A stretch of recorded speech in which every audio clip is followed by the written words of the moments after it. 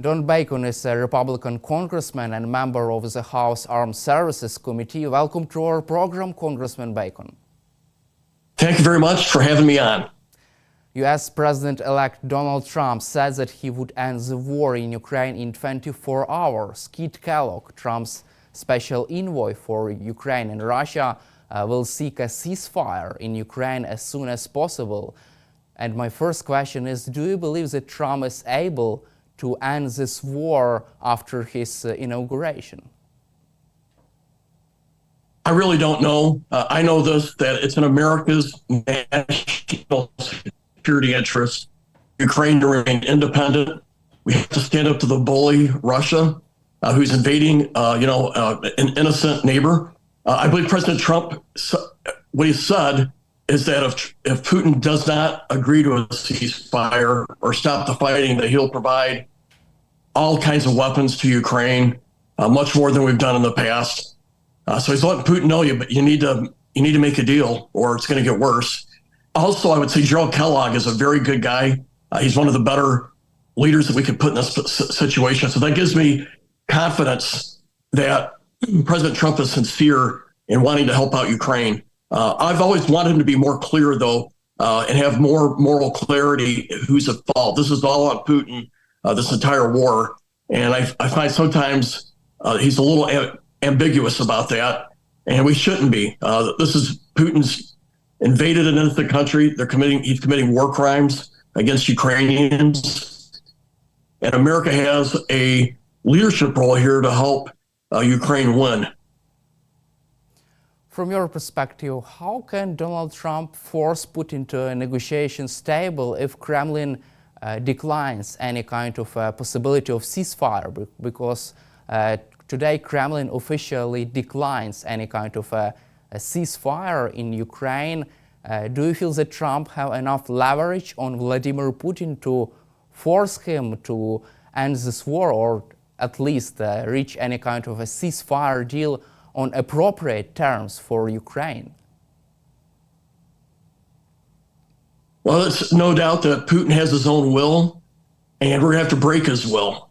And you break his will by providing Ukraine high-tech weapons, lots of weapons. You also go after Russia's economy. I think we should be confiscating their assets that are in Europe and America. We need to stop his energy exports, which means America should be producing more energy to undercut his energy. And so there's a lot of tools that we can use to help break Putin's will, and that's what we got to do. This is unacceptable. We should be doing everything right now to do this. It shouldn't have to wait till President Trump comes in. My criticism of President Biden is he's done too little, too late in this fight, which has created gridlock, and it's resulted in too many Ukrainians losing their lives. So I think we should put all the tools on the table and help break Putin's will. President Biden also has allowed Ukraine to strike deep inside Russia with US-made missiles. From your perspective, is there a chance of Donald Trump reversing this decision before or after the beginning of negotiations? And don't you think that President Trump can use this decisions, these long-range strikes inside Russia, to put even more pressure on Vladimir Putin? Yeah, I agreed with President Biden removing this restriction. Fact is, he should have done it a year ago, though. Again, too little, too late. But he gets to the right spot eventually. And I hope President Trump does not remove this or take back this decision. Let Ukraine hit military targets that are in Russia. Now, so for example, Russian airfields are striking Ukrainian cities, but we should be bombing those airfields or allowing Ukraine to do that. And so I do think this gives Trump more leverage in negotiations, but it's something that Ukraine is needed for self-defense. Also, NATO Secretary General Mark Rutte warns Donald Trump of dire threat to the United States. If Ukraine pushed into a bad peace deal with Russia, what are the risks of that?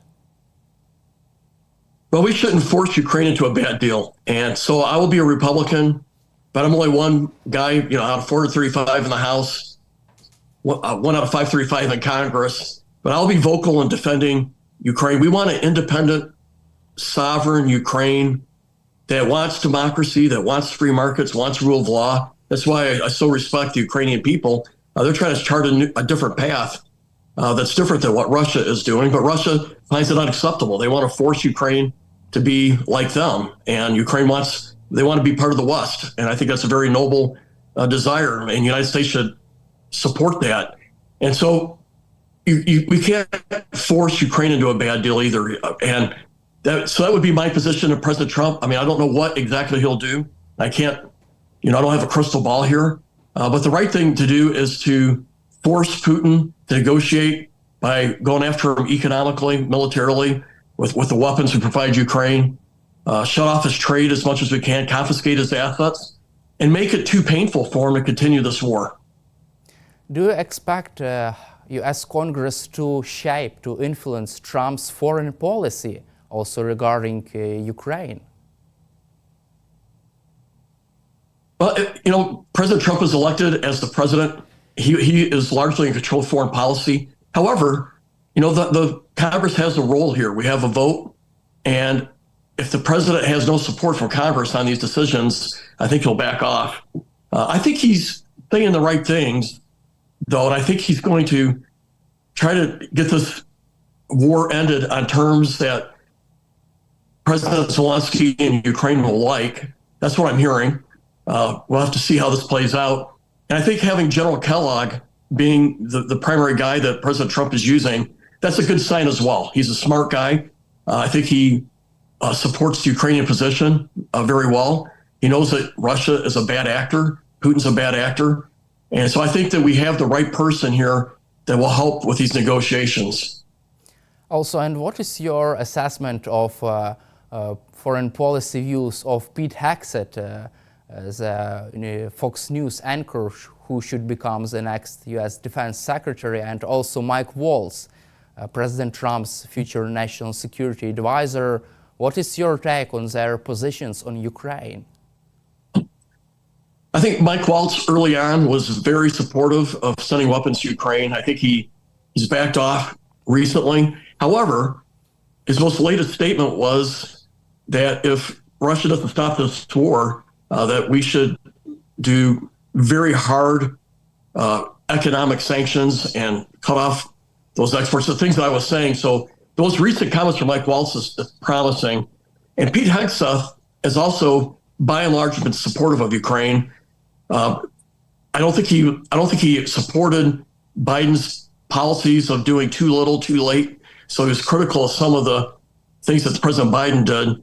But Mike Waltz, he will definitely be in the White House. He will be a leader on this.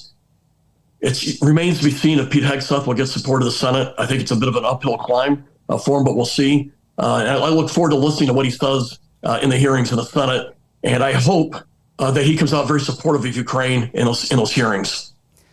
And what is your take on the possibility of the U.S. Senate confirming those nominations for Trump's team? I mean, his nominations to lead U.S. Defense Secretary, Pentagon, and his nomination also to lead U.S. Department of State. Do you expect U.S. Senate to confirm both nominations?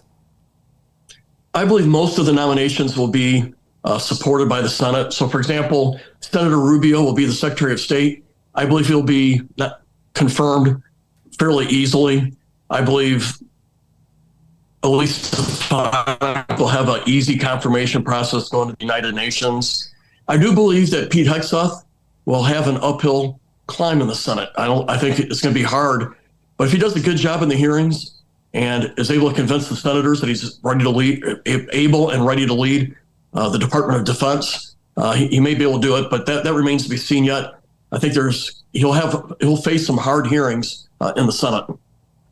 Also, yes, President Joe Biden is asking Congress to allocate another $24 billion to support Ukraine next year. However, the White House has submitted this request to the Congress to allocate another $24 billion to Ukraine. Would you vote in favor of such Biden's request, and do you expect House Republicans also to support this maybe the last allocation for Ukraine financial resources for Ukraine's war effort? I would like to see the details, but on principle, I will support. We need to help Ukraine win this fight. It's in our national security interest that Ukraine prevail and Russia lose in this. And just for the people of Ukraine, I support it. It's a moral obligation, in my view, to help out someone who's being invaded by Putin, where he's committing war crimes. He's bombing Ukrainian cities, going after Ukrainian power generation. He's bombed over 2,000 hospitals and medical facilities. America should stand up to that and help out the country that's being attacked. So just on principle, I support this for Ukraine. But even more strategically, what would happen if Ukraine loses? I would guarantee you that neighboring countries will also be invaded to the west of Ukraine. I think Georgia will be at risk, and possibly the Baltics. And the whole world is watching how we handle this. If we don't stand up to Putin, what will China do with Taiwan, right? And I believe Iran has looked at this and thought, well, okay, we can take advantage of America's, ambiguity here and attack Israel. And so this isn't just about Ukraine, though it's very important for Ukraine. And just for Ukraine, I support it. But we got to think beyond Ukraine as well, that the whole world is watching what's going on here. If we don't do the right thing, it could be a much more unstable and dangerous world environment.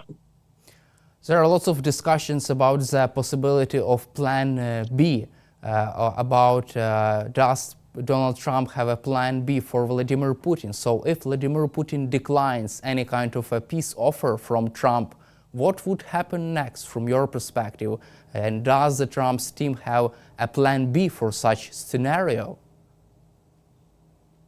Well, I'm not President Trump. I'm not in his administration, so I really don't know. However, we have heard that if the President Putin does not seriously get involved and stop this war, that President Trump says he's going to double down on weapons to Ukraine, double down on economic sanctions against Russia, and try to cut off his trade. If we can increase our natural gas production in America and drive the prices down on gas, that will have a very hard impact on Russia's war-making capabilities. The ruble is already crashing, right? The Russia's had to intervene to stop the ruble from crashing, so they froze it. I think the Russia's economy is on the edge of just collapsing, and America should push it over the edge. There should be deep pain felt by every Russian because of this war with Ukraine. And so I believe that President Trump will double down if Russia does not stop this war. Does it mean that Russia cannot sustain this war for another years, from your perspective, for another year or two? The Russian mindset is different than much of the West. They've already suffered 730,000 casualties. I'll say that again, 730,000 casualties is the latest numbers I have on Russian losses. Russian leadership, they don't seem to care about people, right? They don't care how many people they put in the meat grinder. And so their sense of pain is different than what we're willing to do for our people. We believe in protecting our citizens. And I worry that a war of attrition does not work in Ukraine's favor. That's my view. However, Ukraine's fighting for its life, fighting for its culture, fighting for its language, fighting for its history. And you can see it. But I fear a war of attrition is not good for Ukraine. That's why I think we should do everything we can to try to get this war ended as fast as we can. And what is your assessment of the current situation on the Middle East? It seems like Vladimir Putin is losing his positions in Syria. Meanwhile, there are lots of protests in Georgia against pro-Russian elements of Georgian government. What is your reaction to this? Who wants to be allied with Putin? Only thugs. Assad, the Ayatollah Khamenei, President Xi from China, Kim Jong-un from North Korea. All these people are people you wouldn't want to have in your house or friends of your family. And that's who Putin hangs out with. That's who he's allied with. And he is taken some losses. What happened in Syria is surely a shot, or it's a bad thing for his reputation and his area of influence there. It is possible he may have to pull all of his forces out of Syria. We'll see. The folks who are winning this fight in Syria, they're not that good in their own right. They're, Islamic extremists, and I don't think will be allies of the United States or Israel or Ukraine. However, it's good to see Assad go. If at all possible, we need to see him gone. He's sacrificed a big percentage of the Syrian population in this fight just to maintain his power. He should have been gone a long time ago. And what you're seeing in Georgia is people like Ukrainians who don't want to be dominated by the Kremlin. They want democracy. They want free markets. They want rule of law. They want to be allied with the West, where people have dignity and are treated as individuals and precious as individuals. And so they're making a statement. We don't want to be part of the Russian sphere of influence. And I don't blame them. Who would want to be part of that? And what do you expect from Donald Trump on his policy regarding Iran, China, and North Korea? Well, I think President Trump's policy on Iran, when he was a president 4 years ago, was very clear. He put on maximum pressure on Iran. He had their economy in terrible shape.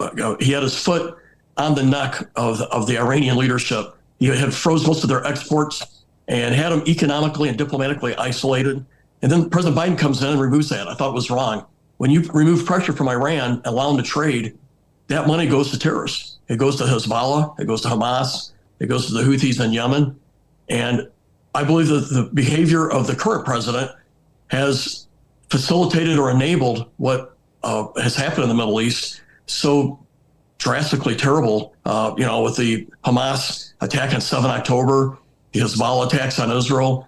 And you see Iran launching hundreds of ballistic missiles at Israel. That tells me that they don't fear America, and we've lost deterrence. I believe President Trump's going to restore deterrence when it comes to Iran. But Kim Jong-un, I'm not sure, there's not a lot of easy answers because they're so economically isolated already. Their only lifeline is Russia and China. Their people are some of the poorest people on earth. And so I'm not sure how Trump will respond to Kim Jong-un, but we just got to realize he's another dictator. He's the grandson of a dictator, or son of a dictator, and the poor North Korean people are suffering under that rule. And what is your take on the possibility of another trade war between the United States and China and other key economies in the world? Yeah, I'm not interested or keen on having a trade war. I believe in free trade, but it's got to be fair trade. And so we know this, that China is not a fair trade country. It's it has very predatory trade practices. The government subsidizes much of their industry, which undercuts American companies because they can't compete when the opposition or the adversary is being funded by the government. So we have to build a fair trade mechanism when it comes to China, and it's not fair right now. But I'm not interested in having a trade fight against, Europe and Mexico and China. I just don't think that America benefits from that. And so we should focus on China. I know the president's also looking at Mexico because we've been having approximately 300,000. Well, we've had about 1 million people enter every year illegally from the border, and that's unsustainable for our country. And Mexico needs to be doing more to help out America's southern border. Thank you, Congressman Bacon, for your time and for your support for Ukraine, and glory to Ukraine. We want to see an independent Ukraine that's thriving, economically strong, militarily, strong so that it's not a threat from its neighbor Russia or Belarus. And I look forward to coming out to Ukraine more often. I had a great trip to Ukraine this September, and I hope to come back. Thank you, Congressman.